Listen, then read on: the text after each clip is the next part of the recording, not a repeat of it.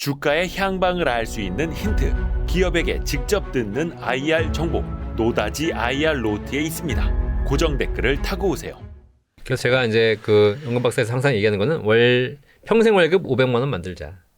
평생 월급, 그러니까 노후에도 월 500만 원 나오도록. 네, 만들자라는 걸 지금 이제. 근데 그건 되게 어렵지 않나요? 노후에 월 500. 네. 이게 뭐 건물 임대 주면서요? 아니죠. 자, 노후에 우리 이대호 기자님 하시는 얘기가 제일 많이 얘기하는 거예요. 월 500을 어떻게 만드냐. 어떻게 만드냐. 지금 댓글 달고 있어요. 저 사람이 지금 연금 장사하러 왔다고 막. 그러니까 댓글에 500을 어떻게 넣어놔 해라 막. 그거 가지고 이런데. 그렇죠. 지금도 500을 못 버는데 막 이럴 수도 있어요. 자, 서울에서 집값 10억짜리면 비싼 겁니까? 안 비싼 겁니까? 전국 단위로 봤을 때는 엄청 비싼 건데 서울에서 10억이면 싼 축이죠. 그렇죠. 예. 10억이면 뭐 저기 뭐 외곽에 나가도 40억씩 하잖아요. 아파트들은. 예. 뭐 강남엔 3, 40억씩 하고 있는데. 아, 이것도 위화감 조정은 아니에요. 아, 네. 예. 좋아요. 네. 10억이 그렇게 비싼 건 아닙니다. 근데 10억을 연금으로 바꾸면 월 500이 나옵니다. 이거 배워야겠다.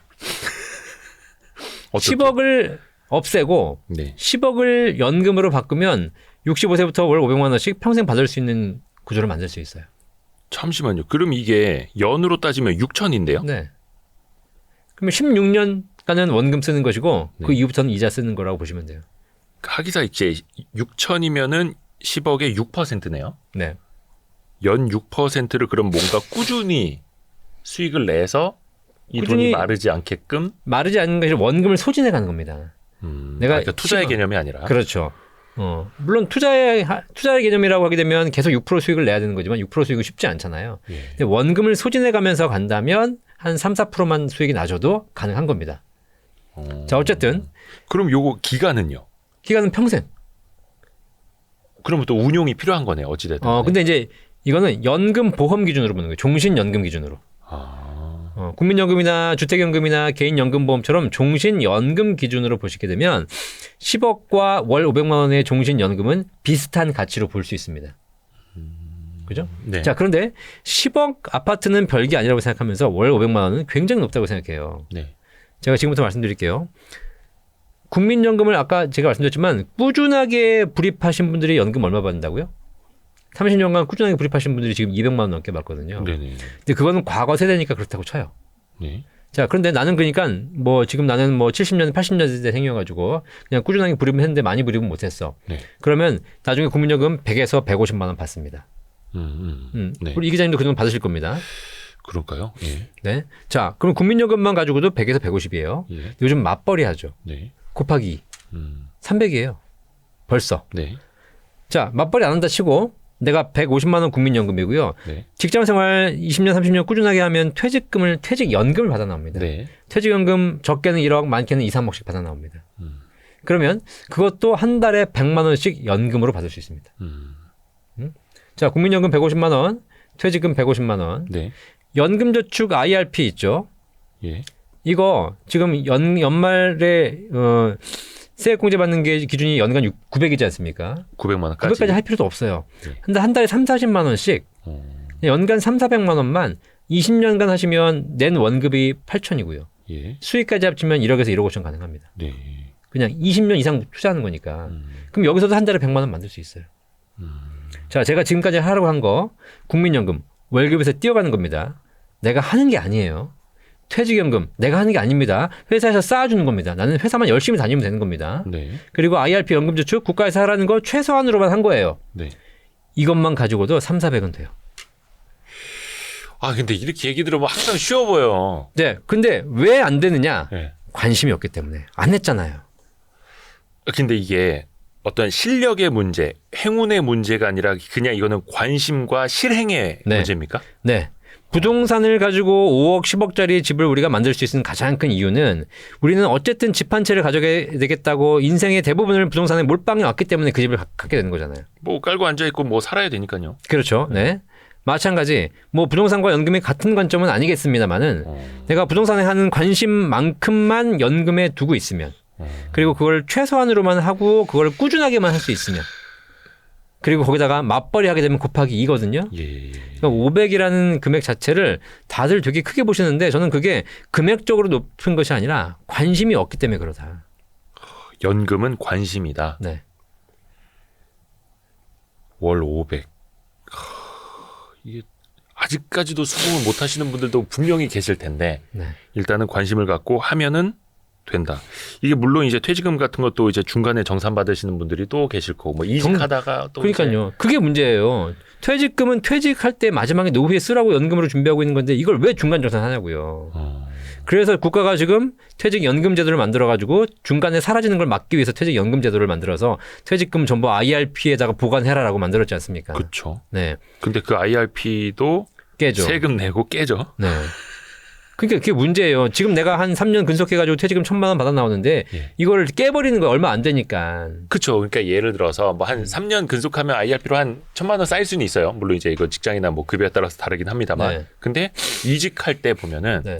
뭐 한 보름 정도 쉬고 싶고 네. 여행도 갔다 오고 싶고 근데 마침 IRP에 1,000만 원이 들어왔어. 근데 1,000만 원 가지고 내가 노후에 이게 뭐 무슨 도움이 돼? 네. 이러면서 이제 홀랑 찾아서 여행을 갔다 오죠. 직장 생활 30년간 꾸준하게 하는 친구들은 직장 생활 하는 동안 힘들었어요. 네. 그런 기회도 별로 없었지만 그걸 참은 대가로 퇴직하는 시점에 퇴직금 몇 억을 챙겨 나온다는 사실이에요. 근데 그걸 왔다 갔다 하고 뭐 내가 퇴직금을 다 써버리고 이런 친구들은 그게 습관이 되기 때문에 돈이 안 커져요. 그러니까 30년이 있어도 퇴직금이 한 푼도 없는 겁니다. 아이고 씁쓸합니다. 그런 얘기도 있더라고요. 개인연금에 가입했던 사람 44%가 10년 이내에 해지한다. 네. 이거는 나중에 노후에 받으라고 한 건데. 그러니까요. 해지를 못하게 해야 되는데 예. 국민연금은 해지가 불가능하지만 개인연금은 해지할 수 있잖아요. 근데 해지를 하더라도 세금에 대한 페널티는 있는데 분명히 본인이 세액 공제를 받은 것만 토해내는 거잖아요. 13.2를 돌려받은 사람들은 16.5를 토해내야 되기 때문에 더 토해내는 경우도 있습니다. 뭐 기본적으로 이론적으로는 그냥 내가 받은 걸 토해내는 거죠. 그러면 이 개인연금도 국민연금처럼 그렇다고 해서 이걸 강제적으로 해지 못하게 해놓을 수는 없잖아요. 그렇죠. 그래서 국가가 세제 혜택을 토해내겠다라고 했지만 그럼에도 불구하고 해지하시는 거예요. 이게 해지하시는 분들이 그 목돈이 쌓여있는 게 필요해서도 해지하시는 거지만 내가 더 내기가 쉽지 않은 겁니다. 그러게요. 다시 또 이걸 시작을 한다면 또 그 기간은 제로에서 다시 시작을 해야 되는 거고 기간에 따른 복리 효과도 또 못 보게 되는 거고. 네. 그래서 조금 더 나아가서 얘기하자면 이 사회가 돈이 여유가 있으신 분들은 그런 거 해지하지 않아요. 여유가 있으니까. 다른 데서 돈 또 융통할 수 있으니까. 그러니까 기본적인 세팅된 자금들이 다 쌓여가는 겁니다. 예. 그런데 그렇지 않고 어려우신 분들, 자영업 하시는 분들 이런 분들은 시장 환경 변화에 따라서 내가 급전이 필요하기도 하지 않습니까? 그럼 내가 그동안 해왔던 거 다 한 번에 깨는 겁니다. 아니 그러면 진짜 뭐 개인연금 납입하다 힘들어질 수 있어요. 네. 그러면 이분들 입장에서는 자금 문제가 생겼을 때 융통할 돈이 필요할 때 중도 해지 외에 어떤 뭐 방법은 없나요? 중도 해지 외에 중도 인출도 있고 담보 대출도 있고 납입을 중단하는 방법도 있고 다양한 방법이 있습니다. 있는데 이걸 쓰는 순간 그 상품은 무너지더라는 겁니다. 무너진다는 게 어떤 의미? 결국은 순서일 뿐입니다. 아까 44%가 해지한다 그랬죠. 이분들이 처음부터 맘먹고 딱 10년 차에 44%가 해지하지 않아요. 처음에는 납입을 해봐. 근데 안 되니까 거기서 일부를 인출해. 예. 그다음 더 안 되니까 거기서 좀 대출을 받아. 예. 그다음 조금 더 인출을 해. 그러다 보니까 통장에 쌓이는 게 처음엔 5천만 원이었는데 4천, 3천, 2천, 1,000이 되는 겁니다. 그럼 이 통장 갖고 있으면 뭐해? 그렇죠. 깨는 거예요. 그러니까 그렇게 할 수는 있지만 그렇게 하는 것이 결과적으로 끝으로 가는 종말로 가는 과정일 뿐이다. 그러니까 애초에 하지 않아야 돼요. 애초에. 그러니까 담보대출을 하더라도 내가 낸 내 연금액을 바탕으로 대출을 받는 건데 이자도 내고 그 뭐 100%만큼도 안 나오죠, 사실은. 그럼요. 그런데 어찌되든 급전이 필요할 때는 중도 인출, 담보대출을 하더라도 결과적으로는 또 이게 해지 쪽으로도 가게 되고 이게 약간 그런 생각도 해봅니다. 연금의 어떤 성공 사례를 좀 우리가 많이 보여줘야겠다. 연금 부자들. 정말로 그 사람이 특출한 능력이 있어서가 아니라 꾸준히 직장 다니고 국민연금 붙고 회사 퇴직금 받고 거기에 약간 월 아까 3, 40만 원 정도 말씀하신 것처럼 IRP 같은 거 부었는데 월 4, 500만 원 연금을 받고 있다라는 케이스를 봐야 좀 젊은 사람들도 따라할 수 있을 것 같은데요. 케이스는 이미 많이 있습니다. 근데 왜 이렇게 체감이 안 될까요? 우리 사회 공무원 연금 받으시는 분들. 근데 대부분 분들은 공무원 연금은 좀 특수하다고 생각하지 않나요? 물론 특수하죠. 조금 더 많이 받는 건 있죠. 그런데 공무원 연금은 지금도 급여의 18%를 냅니다. 많이 내죠. 많이 내고 많이 받는 거죠. 그렇죠.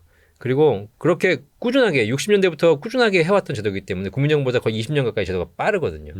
그러니까 이미 검증이 돼서 공무원 연금 받으신 분들이 행복한 노후를 보내고 있는 거예요.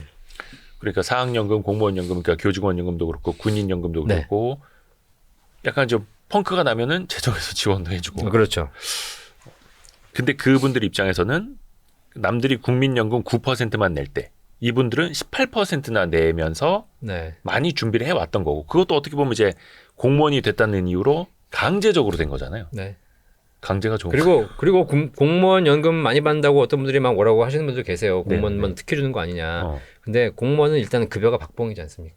그런 것도 있죠. 일반적인 직장에 비해서 사실 적게 받습니다. 그래서 요즘에는 이제 공무원 희망 이거 일도 좀 떨어지고 그렇죠. 있죠. 예. 그리고 공무원은 퇴직금이 없어요.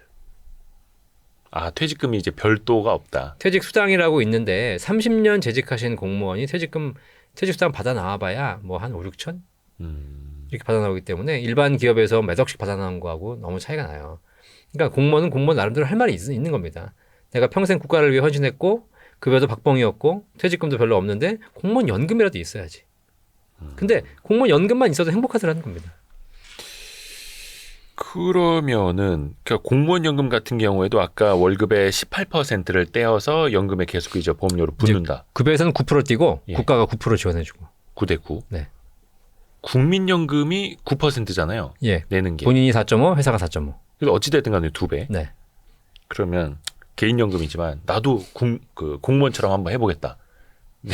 내 월급의 18%를 내자. 네. 이렇게 해서 한번 시행하는 거는 좋습니다. 예. 그렇게 해서 IRP 하셔도 되고 뭐 개인연금 하셔도 되고 꾸준하게 하셔도 되는데 공무원연금은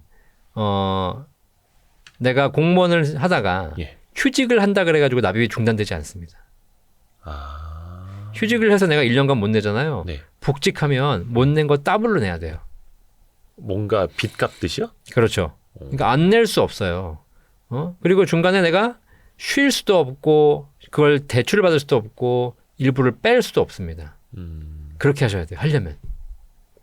근데 개인 스스로 하잖아요. 그럼 어떤 생각이 드냐면 좀 힘들면 이번 달은 좀 쉴까? 안 낼까? 이런 생각하기 시작하고요. 돈 필요하면 약간 더 실 받아볼까? 뭐 이런 생각하기 시작합니다. 이렇게 하기 시작하면 점점 깨지는 거예요. 그래서 그거를 셀프라는 것이 굉장히 어렵다. 그래서 최근에 나와 있는 연금들 중에서 제가 가장 많이 추천드리는 연금 중에 하나가 뭐냐면 네. 최근에 연금 중에 굉장히 수익률 높은 연금들이 나오기 시작합니다. 그런데 조건이 있어요. 네. 중간에 해지하면 페널티가 커요. 해지하면 페널티가 크되 연금 받는 금액은 높아가는 구조로 가는 겁니다. 이게 어떻게 보면은 연금의 취지 그대로 좀 하세요. 네. 라고 약간 목에다 뭘 채워놓은 거네요. 그렇죠. 네. 수익률이 높고 해지 시에 페널티가 큰 거. 네. 그래서 해지를 못하게 만드는 거죠. 거의 반강제로. 네. 해지를 해봐야 찾는 금액이 얼마 없으면 해지 안 할 거 아닙니까? 그렇게 되겠네요. 그래서 제가 그 보험사에다가 그런 얘기도 건의했어요. 아예 해지원금 없는 거 만들어달라. 예, 그건 금감원에서 아마 승인을 안 해줄 거예요. 안 해주겠죠. 네. 근데 그렇게 되면 해지원금이 없으면 내가 10년을 부었는데 환급금이 없어. 그러면 어쩔 수 없이 울며 겨자 먹기로 부어야 되는 거 아닙니까? 나중에 노후가 됐더니 그렇게 부어온 연금이 효자가 되는 거죠. 뭐 이론적으로는 가능한데 현실적으로는 쉽지 않으나 어쨌든 그런 연금들이 점점 나오고 있고 우리 사회가 조금 더 이제 금융에 대해서 인식들이 개선되면은 그런 다양한 상품들을 선택할 수 있는 시점이 왔으면 좋겠다라는 생각이 들어요. 다양한 상품을 선택하는데 물론 이것도 본인이 의지 그리고 그럼요. 아까 얘기해 주셨던 관심이 네. 굉장히 또 중요한 거고. 네. 중요합니다. 오늘 요 정도 이야기 들어보면 될까요? 네. 아니면 요거 DC형, DB형 요걸 좀 할까요? 요거는 이제 퇴직금 얘기여서 네, 그거 좋습니다. 네. 요것도 할까요? 네. 좋습니다. 뭐 투자에 대한 그건 잘 모르니까 저는. 또 하나가 중요한 게 그 회사에서 퇴직금 네. 쌓는 것들 네. 이게 DB형이 있고 DC형이 있는데 네. 항상 이게 또 어려운 숙제더라고요. 네. 일단 본인이 좀 운용을 하는 방식과 회사에서 좀 맡아서 운용을 해주는 방식 좀 이렇게 다른 거죠. 네. DB형, DC형. DB형은 회사가 퇴직금을 운용해서 나한테 주는 것이고 네. 나의 퇴직금, 내가 퇴직금을 결정하기 위해서는 퇴직 직전 3개월 평균 급여를 올리고 근속연수만 올리면 되는 거죠. 네. 그러면 그거에 따라서 운용 수익이 얼마 되든 관계없이 난 퇴직금이 정해져 있는 거니까 열심히 일하면 퇴직금이 올라가는 거죠. 네. 이게 DB형이고 DC형은 퇴직금을 사전에 다 정산해버리는 겁니다. 매년. 그러면 정산 받아가지고 내가 운용을 잘하면 퇴직금이 늘어나는 것이고 운용을 못하면 손실이 발생할 수 있는 구조죠. 그래서 우리 회사가 안정적이고 내가 급여가 계속 꾸준히 올라가는 구조다. 그러면 사실 DB형이 훨씬 좋죠. 뭐 예를 들어서 퇴직 시점에 월급이 300만 원이고 10년 일했다. 네. 그러면은 3천만 원을 네. 받아 나오는 거죠. 그렇죠. 내가 월급이 200만 원씩 평생 받았어요. 근데 마지막에 퇴직 직전 3개월에 사장님한테 잘 보여가지고 퇴직 직전 3개월에 1,000만 원 받았어요. 그러면 나는 1,000만 원 곱하기 과거의 30년치를 다 3억을 받는 게 되는 거죠. 잘 보여야겠네요. 네. 그래서 열심히 일하는 곳에서는 DB형 하시는 게 좋고, 네. 열심히 일하지만 DC로 바꿔야 될 때는 임금 피크제에 해당돼가지고, 그렇죠. 퇴직 직전 3개월 급여가 줄어드는 이런 경우가 생기죠. 불리하죠. 이런 경우에는 빨리 DC로 바꾸시는 게 좋고요. 그리고 DB에서 DC로 갈 수는 있지만, DC에서 DB를 올 수는 없습니다. 그러니까 DB형에서 DC형으로 갈 수 있는데 DC형에서 DB형으로 갈 수 없다. 네. 이게 회사가 운영하는 거에서 개인으로 줄 수는 있지만 그렇죠. 개인이 운영하던 걸 다시 회사로 갈 수는 없다라는. 맞습니다. 네, 개인한테 주면 이미 정산이 끝난 거기 때문에 본인이 알아서 운영하셔야 되는 거죠. 백도가 안 된다. 네. 근데 DC형은 본인이 운용을 해야 되는 거잖아요. 네. 그래서 약간 이게 투자나 자산 네. 배분 관점에서 좀 네. 지식이 있으신 분들은 네. 가능한데 네. 일반인들이 좀 DC형으로 많이 가기가 좀 쉽지가 어렵죠. 네. 그래서 사실 DC형으로 운용을 한다고 하지만 대부분 다 안전자산 중심으로 많이 하시잖아요. 본인이 투자해서 잘 모르시고 또 상품이 얼마나 많지 않습니까? 퇴직연금 IRP 내에서도 DC나 이런 데서도 투자할 수 있는 상품이 굉장히 많거든요. 네네. 그러니까 잘 모르는 거예요. 그래서 대부분 다 그냥 뭐 정기 예금으로 하고 있죠. 그래서 그 디폴트 옵션이라는 거 나왔잖아요. 네. 디폴트 옵션이 그러니까 본인이 운용 지시를 따로 하지 않고 있으면 그냥 저기 이제 맹물에 타놓은 듯이 그냥 거의 현금성 자산으로만 있을 게 아니라 운용사가 사전에 짜놓은 대로 네. 자산을 배분을 해서 투자를 해주는 거죠. 네. 요거는 어떻게 평가하세요? 이 디폴트가 이제 작년에 시행됐잖아요. 그죠? 예, 의무화됐죠. 네, 시행 초기이긴 합니다. 네. 그래서 많이들 디폴트를 이제 선택하고 계시긴 한데 네. 결과를 놓고 보면 아직까지는 디폴트를 선택했지만 결과적으로 디폴트가 사전에 운용 지시를 하는 거잖아요. 네. 근데 선택할 수 있는 것이 뭐 안정형, 중립형, 위험형 여러 가지 있지 않습니까? 네. 근데 90%가 결국 안정형을 선택하고 있다는 거예요. 그러니까 운용 지시를 하긴 했는데 어차피 지금처럼 정기예금 위주로 가는 것, 원금 손실을 받지 않고 원금 보장 중심으로 가는 걸 그대로 가고 있다는 사실이에요. 그러니까 저는 디폴트 제도가 선진국에서는 퇴직연금 시장을 좀 키우고 그것이 주식시장으로 유입이 돼서 금융시장이 활성화되는 이런 여러 가지의 목표들을 같이 가고 있다고 하지만 네. 우리나라는 약간 늦었다는 생각이 들어요. 왜냐하면 우리나라에서 지금 디폴트 제도를 통해서 퇴직연금을 좀 관리하고 관심이 있어 하신 분들, 네. 그다음에 퇴직금이 쌓여가고 많이 쌓여 있으신 분들이 대부분 다 50대 이상이에요. 정작 20, 30대는 IRP도 별로 없어요. 그때부터 해야 되는데. 예, 그리고 하지도 않고 해봐야 다 소진돼 버려 또. 여기저기 뭐 이직 다니느라고 다 또 소진돼 버려요. 그러니까 퇴직연금 시장이 300조라고 하지만 사실상 이거 대부분 다 지금 50대에서 가지고 있는 돈이 되는 거죠. 근데 이분들은 나이가 들었잖아요. 또 늦었다고 후회할 수 있고. 나이가 드신 분들은 점점 안정 성향이 강해집니다. 30, 40대부터 꾸준하게 투자를 통해서 투자의 성공을 맛본 사람들은 50대, 60대가 돼서도 꾸준하게 투자 비중을 유지할 수 있지만 30, 40대에 했다가 실패하고 주식은 아닌가 보다 이런 생각을 하신 분들이 50대가 되면 더더욱 보수적이 되어가는 겁니다. 그분들에게 사전 운용 제도를 통해서 디폴트 제도를 통해서 주식형으로 옮깁시다 라고 했더니 대부분 다 다시 안정형으로 회귀하더라는 겁니다. 그거는 사실 이제 은퇴 시점까지 얼마 안 남았으면 손실을 봤을 때 회복할 수 있는 기간도 짧기 때문에 네. 안정형으로 가는 게 맞지만 네. 그 말인즉슨 젊은 사람들은 네. 그래도 조금 더 적극적으로 위험을 조금 테이킹을 하면서 네. 물론 그게 DB형에서 DC형으로 왔으니까 뭔가 좀 위험을 추구하고 고수익을 노리겠다라고 네. 그런 분들일 테니까요. 네. DC형으로 굳이 선택을 해놓고 방치해서도 안 되고 그럼요. 그 중에서도 또 젊은 사람들이 또 안정형으로 가는 것도 좀 모순이고. 그렇죠. 근데 아까 우리 이대호 기자님 말씀하셨듯이 연금도 마찬가지고 투자도 마찬가지고 이걸 해서 어떻게 하면 성공하더라는 성공담, 예. 사례 이런 것들이 많이 나와야지 그 투자에 대한 관심이 높아지는 거거든요. 예. 미국은 뭐 S&P나 나스닥이 지난 10여 년, 20년 가까이 거의 꾸준하게 우상향을 해왔지 않습니까? 그러니까 그런 성공담이 많은 거죠. 사서 제대로만 갖고 있으면 성공하더라. 근데 우리나라는 그런 부분에서 그게 굉장히 좀 부족했고, 그 다음에 너무 이상한 정보를 통해서 사람들이 너무 이렇게 유행을 따라 왔다 갔다 하면서도 그런 철학을 가져올 수 있는 시간이 안 되다 보니까 그렇게 투자에 대한 기본적인 철학이 잡혀져 있지 않은 상태에서 DC형을 가지고 뭐 디폴트 제도를 통해서 한다 한들 관심도가 많이 떨어질 수밖에 없는 구조가 되는 거죠. 저는 요즘 조금 재미 들린 게 뭐냐면은 뭐 잠깐 이제 중간 광고가 될 것 같아요. 아니야. 네. 중간 광고는 아니고 끝내기 광고다. 노다지 IR 로또도 있습니다만 요것도 있어요. 와이즈 클럽이 뭐냐면은 저희가 산업 애널리스트한테 그 산업에 대해서 공부하는 건데 IRP 내에 이제 ETF 위주로만 담을 수 있잖아요. R 주식이 안 되잖아요. 그렇죠. 그러니까 그 괜찮은 산업을 공부해보고 그 산업의 장기 성장을 보고 그 산업 ETF를 담는 거예요. IRP. 그 재밌더라고요. 네. 그러니까요, 진짜 회사는 어떻게 될지 모르는 거지만 그 산업 자체가 성장하는 거면 그 ETF를 담고 있으면 그 미래 성장을 같이 갈 수 있는 거잖아요.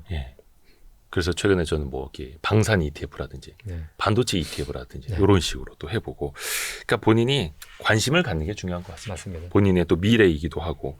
와, 오늘 연금 박사 상담센터 이영주 대표님과 함께 정말로 뭔가 되게 많은 이야기, 속 깊은 이야기, 또 전략이 될 만한 이야기도 많이 들었습니다. 너무 감사합니다. 네, 모쪼록 우리 와이즈 아니다. 와이스트릿 구독자 여러분 노후 준비 잘하셔가지고 평생 행복한 노후를 보내시기를 바라겠습니다. 지금 투자 방송도 많이 하시잖아요. 제가 마지막으로 한 말씀만 드리면 소득이 안정된 사람, 연금이 안정된 사람이 투자도 잘해요. 마음의 안정부터 좀. 그렇죠. 그러니까 기본 시스템에 잡혀 있는 사람들이 훨씬 더 투자를 잘할 수 있는 것이기 때문에 기본적인 여러분들의 시스템, 소득, 구조를 안정적으로 만드신 다음에 그 다음에 투자도 열심히 하셔가지고 더 높은 또 성공적인 투자도 하시기 바라겠습니다. 좋은 말씀 감사합니다. 나중에 또 이제 22대 국회에서 또 연금개혁 또 이야기할 거 아닙니까? 그때도 도움 말씀도 많이 부탁드립니다. 알겠습니다. 고맙습니다. 감사합니다. 감사합니다. 대표님 고생하셨습니다. 네.